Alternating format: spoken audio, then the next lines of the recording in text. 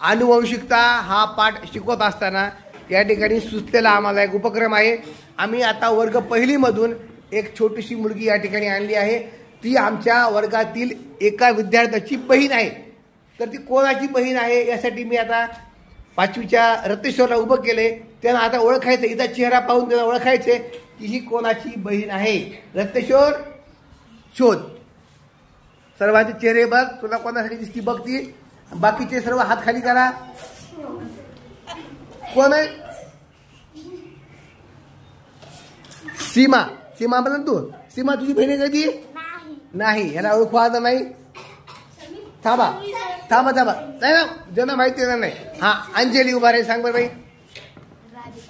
राधिकाची बहीण आहे का तू? काय आवाज सर्वांनी?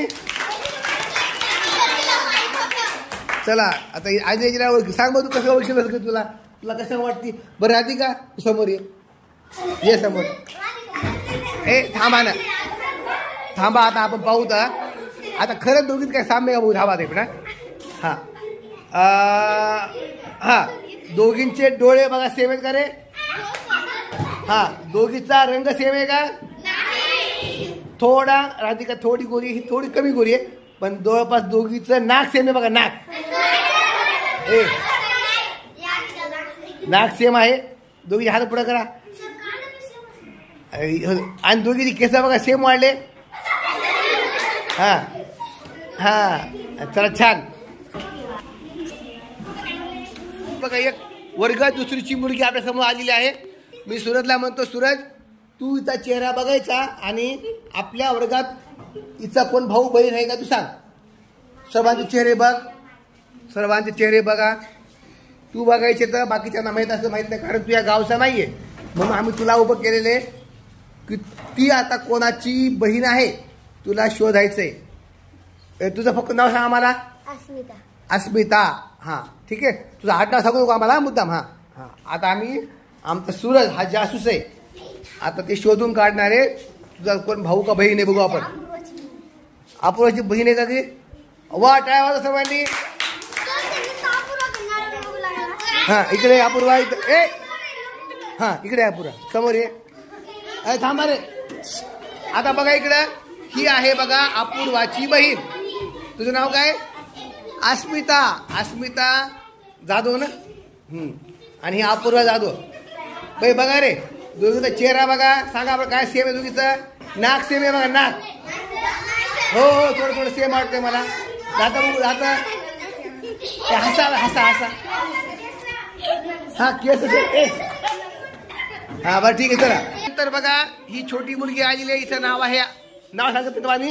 आता ही मुलगी या गावचा न राहणारा स्मयन। आता ही कोणाची बहीण आहे तुला आता ओळखायचंय। सगळ्याचे चेहरे बघ आणि तू सांग आता की ती कोणाची बहीण आहे।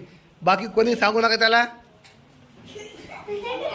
हा एक, चला बघा हिचा चेहरा कोणाशी मिळता जुळता आहे, शोध। तुझं फक्त नाव सांग आम्हाला। आरती। आरती वर्ग तिसरा, हा तिसरी मध्ये आहे ती। आता तू थांब, तू गावातला आहेस, तू थांब 2 मिनटं। मी मुद्दाम आता जे परगावचे आहेत त्याला सही केले मी। अंजली का? अंजली बरोबर आहे का? तुझी बहीण आहे कधी? येतो उभा 2 मिनटं मग चल। ए थांबा, आता आपण बघूया एकदा। अंजलीची छोटी बहीण आहे आरती। बघा दोघीचे चेहरे बघा सेम आहेत का रे? थोडा फरक आहे, पण तरी त्याने ओळखीलं। चला टाळ्या वाजवा सगळ्यांनी। साक्षी आणि अंजली आता ओळखणार आहेत की समोरचा हा भाऊ कोणाचा आहे। सगळ्याचे चेहरे बघा आणि सांगा। सांग। सीमाचा भाऊ आहे का? सीमा इकडे चल 1 मिनिट। कस का ओळखीलं बरं तू? सांग बरं कस का ओळखीलंस? सेम दिसत का? थोडा फरक आहे, पण चला तिथे कस का ओळखलं पाहिजे ना, दोघं बहीण भाऊ आहे ते। छान। दुसरीची गायत्री या ठिकाणी आलेली आहे। ही गायत्री आता ओळखायची आहे अपूर्वाला। अपूर्वाला कस काय ओळखलं तू? सदृशी। आता बघा ही छोटीशा गायत्री आणि उन्हाची काय बहीण मला काही समजा बाजू। हा एक मात्र दोघीचा चेहरा म्हणजे गोल चेहरा आहे इकडे बघा आणि गोरे आहे दोघी पण. हा पण हिचे विशेष दोघीचे डोळे मोठे आहेत बघा. आहे का मोठे मोठे डोळे मोठे. हा हा ठीक आहे. हे आपलं कसं बहीण भावाचा चेहरा पण सेम असतो. हे पण आनुवंशिकतेचा भाग आहे. आपले चेहरे आपले शरीर हे सगळं आपल्या घरातील कुटुंबातील सदस्याशी मिळते जुळते असतात.